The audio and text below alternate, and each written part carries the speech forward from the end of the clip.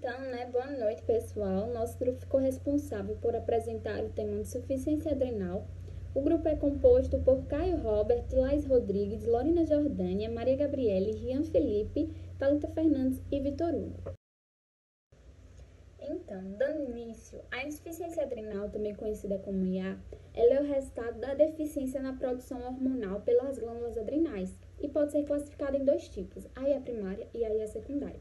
A IA primária ela também pode ser conhecida como doença de Addison e ela pode ocorrer por destruição ou disfunção do córtex da glândula adrenal.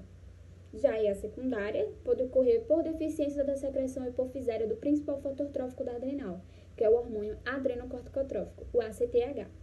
Um fator importante para diferenciar a IA primária da IA secundária é que a deficiência do mineralocorticoide ele vai estar presente apenas na IA primária. A maior parte da prevalência da insuficiência adrenal é na população feminina e acometendo mais a raça caucasiana, que são aqueles indivíduos de pele clara. Geralmente, o diagnóstico da IA primária vai ocorrer por volta dos 40 anos e o da IA secundária por volta de 60 anos. Um fato que dificulta muito o diagnóstico dessa doença é ela ter manifestações clínicas muito inespecíficas.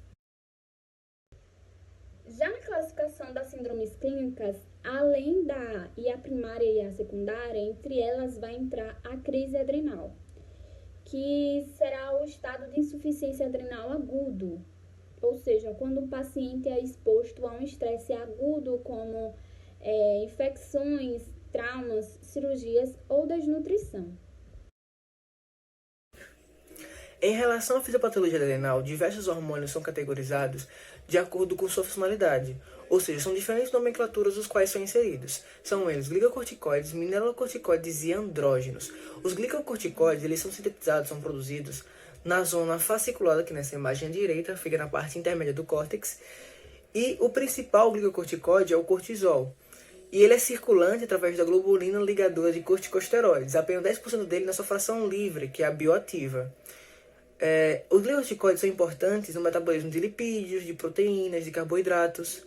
Os mineralocorticoides eles são sintetizados, são produzidos na zona glomerulosa, que nessa imagem à direita fica na parte superior.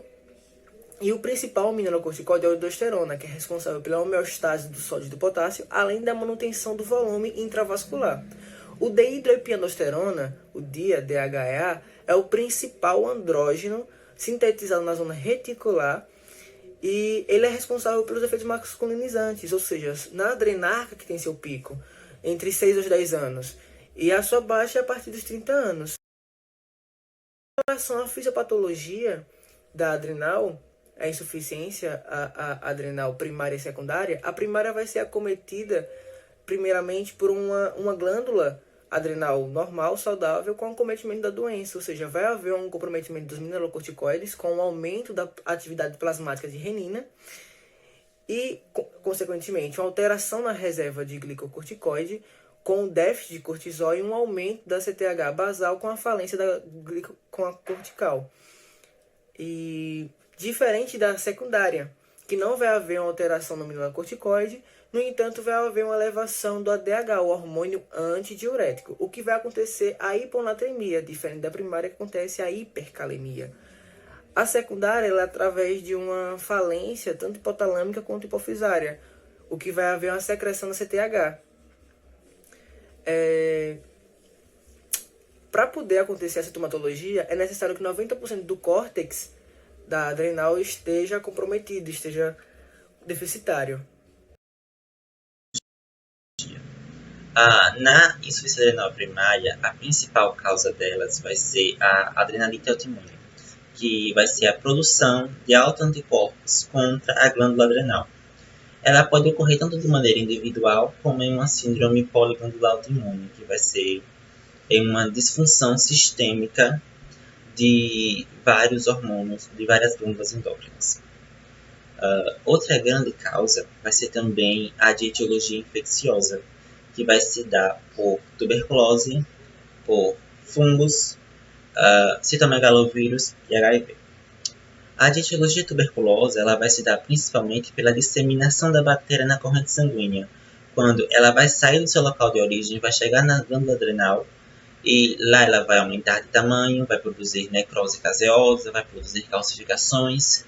E em pacientes que já fazem um tratamento de tuberculose, pode ser que gere até uma melhora nessa LA. Porém, isso é bem raro de acontecer. A de etiologia relacionada ao HIV, a gente não pode dizer que ela tem um papel direto na doença, e sim muito mais ela é um gatilho para que outras doenças venham e se apropriem daquele local, mais ou menos assim. A de causa de infarto adrenal, ela vai ser principalmente por hemorragia ou coágulos ou trombos na região da veia adrenal. Por medicamentos, vai ser através de medicamentos que alterem a biossíntese do cortisol ou que alterem o clearance hepático de cortisol, fazendo com que aqueles pacientes que têm uma reserva adrenal limitada acabem gerando insuficiência adrenal. Já a secundária, ela vai se dar principalmente pela interrupção abrupta da terapia com glicocorticoides exógenos, porque quando uma pessoa está tomando os corticoides, ocorre uma redução ou até um bloqueio da liberação de ACTH pela hipófise. E isso gera que a glândula adrenal ela leva-se a uma atrofia. E com isso, se o paciente reduzir drasticamente ou retirar a terapia com os corticoides, vai gerar uma sintomatologia de insuficiência adrenal. Outra causa também muito comum vai ser por tumores. Tumores na região hipotálamo-hipofisária. Ou até mesmo pela terapia com radioterápicos nessa região. Isso vai levar com que ocorra um déficit de ACTH liberado e apresentando também, novamente, uma sintomatologia de IA. Aí embaixo a gente pode ver nessa foto uma ressonância dessa região, de um tumor na região hipotálamo-hipofisária.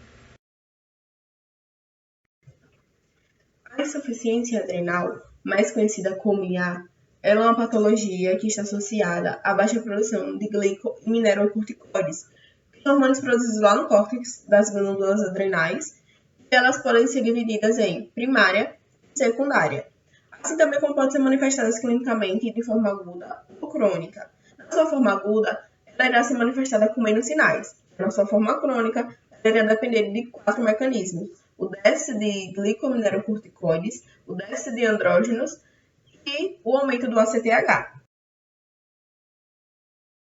Na primária, o defeito é originário da própria glândula adrenal. Já na IA secundária, quando ocorre a deficiência da produção do hormônio que estimula a produção adrenal, o ACTH, o hormônio adrenocorticotrófico.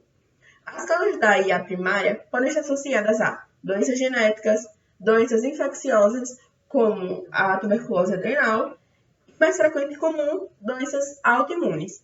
Já na IA secundária, as causas podem estar associadas a tumores hipotálamo-hipofisários, doenças granulomatosas e todas as doenças que estão associadas às alterações no hipotálamo e na hipófise. Vocês estão vendo aí uma tabela muito explicativa que tem uma parte correlacionada a esses déficits, a alguns sinais, sintomas e alterações laboratoriais. Então, partindo logo para o primeiro tópico, seria esse déficit de glicocorticoides. Os glicocorticoides basicamente realizam a função de estimular a criação do tecido adiposo. Então, como principal sinal, nós temos aí a perda de peso e a febre, certo?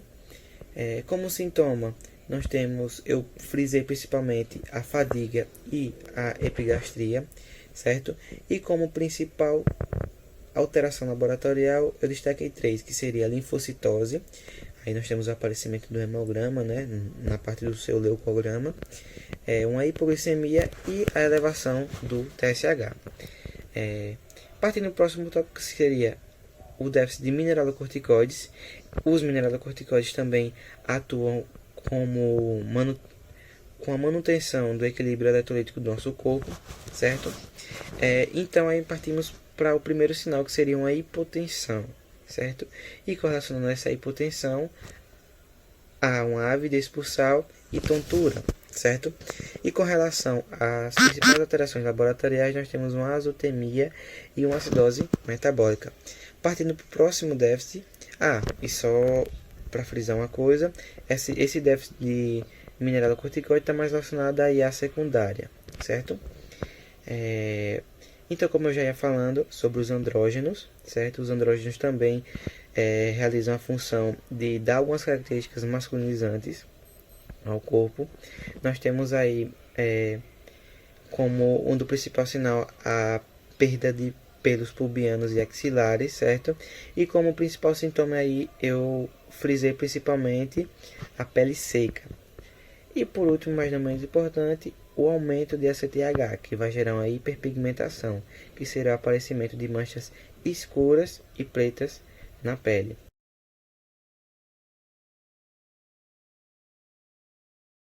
Nós temos aí o que causaria essa crise aguda. A crise aguda da IA, certo? Seria causada por um estresse agudo. Esse estresse pode acontecer de várias formas, desde a ingestão de medicamento ou algum distúrbio neurológico, enfim, vai variar de pessoa para pessoa.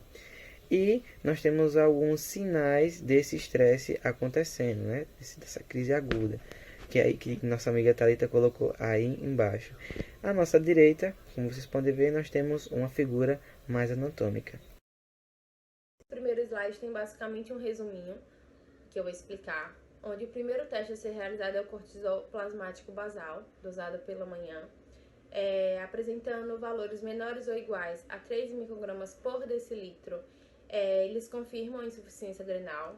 Valores acima ou iguais que 19 microgramas por decilitro, eles já excluem esse diagnóstico, só que muitos pacientes vão apresentar valores intermediários, que é entre 3 e 19 microgramas por decilitro, sendo possível ele estar com insuficiência adrenal e é preciso testes adicionais. Depois é feito o ACTH para diferenciar da primária e secundária. Também é dosado pela manhã, valores acima ou iguais que 100 picogramas por mililitro, ele vai detectar a insuficiência adrenal primária, e valores abaixo ou normais, a insuficiência adrenal secundária. Na possível, a gente pode ver que foi feito outros tipos de testes para confirmar realmente. Então, foi feita a cortrosina com 250 microgramas, que aí ele vai avaliar a reserva funcional da adrenal, utilizando como se fosse um análogo do ACTH.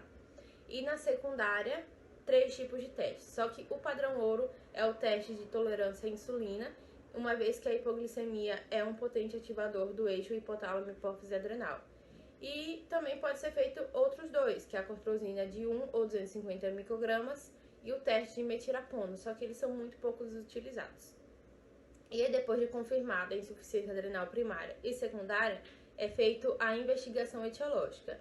Na investigação etiológica da insuficiência adrenal primária são feitos 3, que é a investigação dos anticorpos contra a adrenal e a avaliação de outras doenças autoimunes, os ácidos graxos de cadeia muito longa e os exames de imagem da adrenal, como a tomografia computadorizada do abdômen para avaliação da morfologia das adrenais. E na investigação etiológica da insuficiência adrenal secundária, são feitos 2, que é a avaliação de outros setores hipofisários, como outros hormônios, né, da adenohipófise, que eles precisam ser bem avaliados, e o outro que é os exames de imagem hipotálamo hipofisária, como a ressonância nuclear magnética da região hipotálamo hipofisária, para avaliar a presença de tumores que costumam causar déficit hormonal hipofisário. Já no tratamento, a princípio, é feita a reposição hormonal, através de fármacos compostos por glicocorticoides, mineralocorticoides ou andrógenos adrenais, a depender da classificação da insuficiência adrenal, pois esses hormônios são necessários para que a glândulas adrenais não vá à falência. Bom, a insuficiência adrenal no paciente crítico. A doença crítica ela tem associação com os níveis de cortisol sérico elevados. A resposta adrenal ela varia de acordo com a gravidade, os níveis de proteínas circulantes, os fatores pré-existentes, como doenças previamente diagnosticadas ou não, que vão causar insuficiência adrenal primária ou secundária, além também do uso prévio de corticoides. Também o grau de resistência à ação do hormônio nos diferentes tecidos. Na avaliação laboratorial, a análise do cortisol em uma amostra isolada, ela vai servir para auxiliar no diagnóstico. Fatores importantes. É necessário que haja cerca de 90% de perda do córtex das adrenais para que ocorram manifestações da insuficiência adrenal. A principal causa da insuficiência adrenal secundária é o uso prévio de glicocorticoides. A hipotensão e sintomas gastrointestinais com diarreia e náuseas, elas são muito prevalentes. O primeiro teste de diagnóstico da insuficiência adrenal é a dosagem do cortisol, onde valores inferiores a 3 microgramas por decilitros, ela vai indicar a presença da doença.